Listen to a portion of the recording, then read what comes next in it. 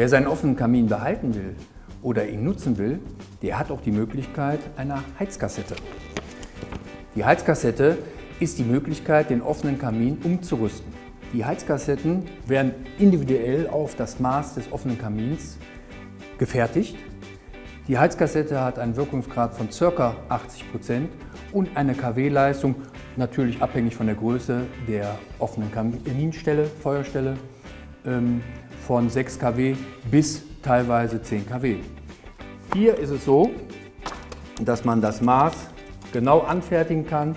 Hier wäre es jetzt eine Kassette mit einer Frontscheibe. Natürlich gibt es auch Kassetten, die links offen, rechts offen sind. Das entscheidet dann eben halt die Individualität des offenen Kamins, den Sie haben. Der offene Kamin wird dadurch absolut modernisiert. Sie haben auch so einen wunderschönen offenen Kamin und wollen den effizient umrüsten.